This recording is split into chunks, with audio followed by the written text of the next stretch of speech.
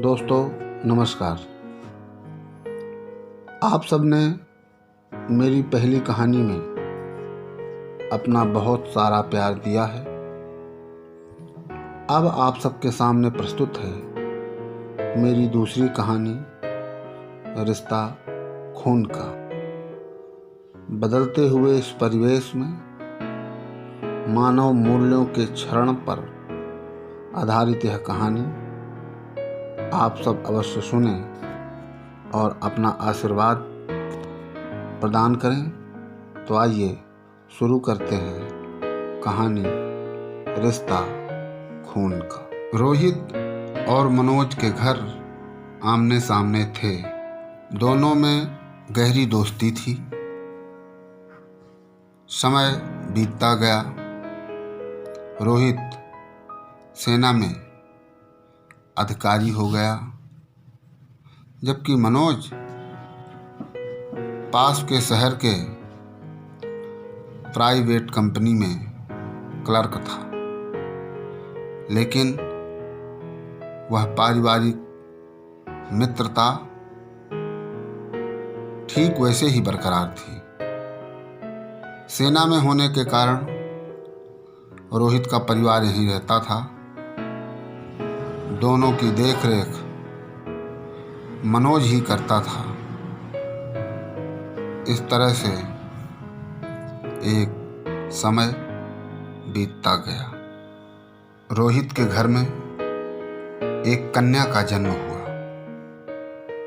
जन्म होते ही दोनों परिवारों में बराबर खुशियां छाईं। तुरंत मनोज ने रोहित को सूचना दिया। रोहित की अनुपस्थिति में दोनों परिवारों की देखरेख बड़े ही शिद्दत से मनोज करता था। आखिर रोहित को भी आना पड़ा। देवी का आगमन जो घर में हुआ था, बहुत धूमधाम से बिटिया का जन्मोत्सव मनाया गया। बेटी का नाम रखा गया काजल। काजल बहुत ही चुलबुली स्वभाव की थी। कुछ दिन रुकने के बाद रोहित वापस चला गया। अब बिटिया का अधिकाधिक वक्त मनोज के साथ ही बीतता था। मनोज के लिए भी वह उसकी जिंदगी का एक अहम हिस्सा बन चुकी थी। ऑफिस से आते समय मनोज काजल के लिए खिलौने लाना नहीं भूलता था। काजल को भी मनोज का इंतजार रहता था। रोहित साल भर में कुछ महीनों के लिए घर आता था। उस दौरान काजल पूरे वक्त मनोज के साथ होती थी, इसलिए वह मनोज को बाबूजी के रूप में संबोधन करती थी। मनोज ने काजल का दाखिला पड़ोस के कस्बे में कराया। अब वह स्कूल जाने लगी। कहानी का दूसरा दृश्य। काजल अब बड़ी हो चुकी थी। काजल का मनोज के घर आना जाना उसी तरह बदस्तूर जारी था। रोहित रिटायरमेंट ले चुका था। अब वह भी आकर घर में ही रहने लगा। लेकिन अब उसके विचार, अब उसकी भावनाओं में एक बड़ा बदलाव था। काजल का मनोज को बाबूजी कहना, समय बेसमय उसके घर जाना उसे पसंद नहीं था। अपनी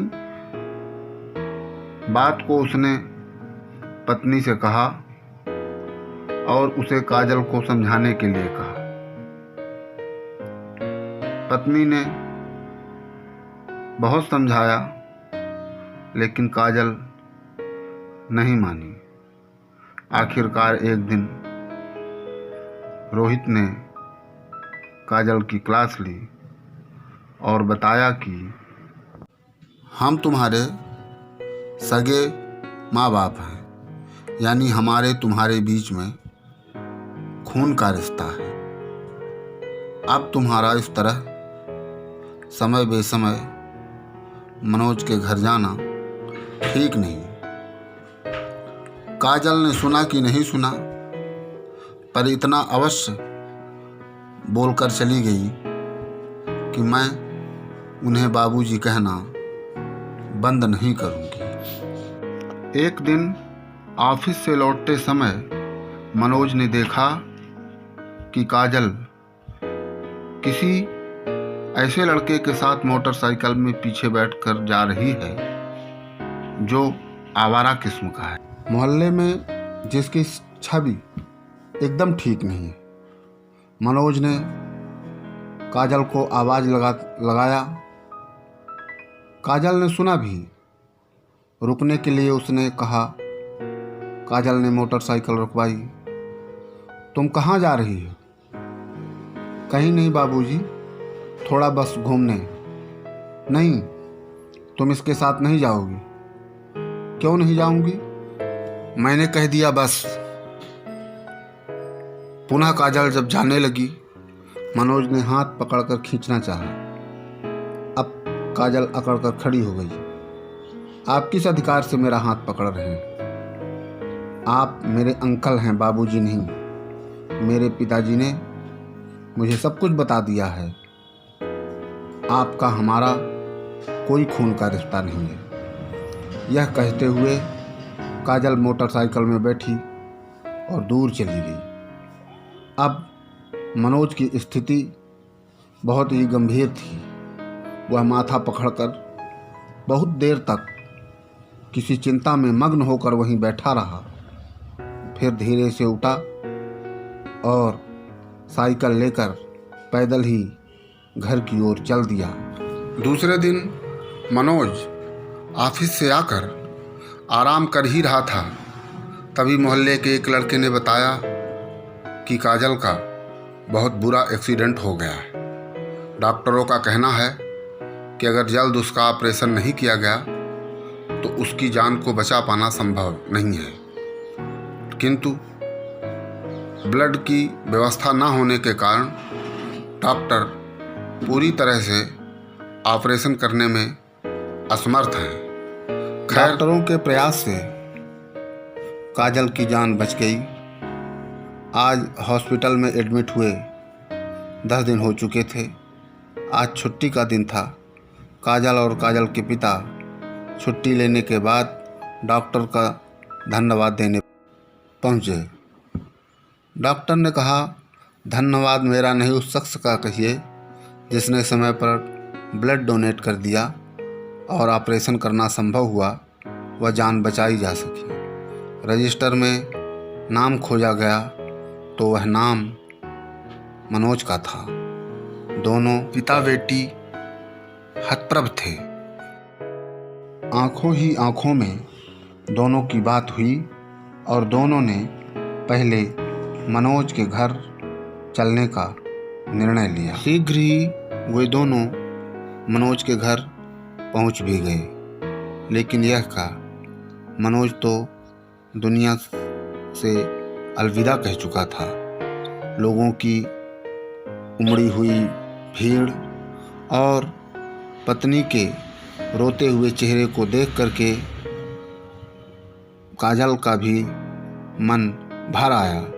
वह घुटने के बल पैरों की तरफ बैठकर बाबूजी बाबूजी कहकर रोने लगी। मनोज की पत्नी ने बताया कि किसी ने इनसे जानकारी दी कि तुम्हारा एक्सीडेंट हो गया है और ब्लड नहीं मिल रहा है। ये तुरंत चले गए।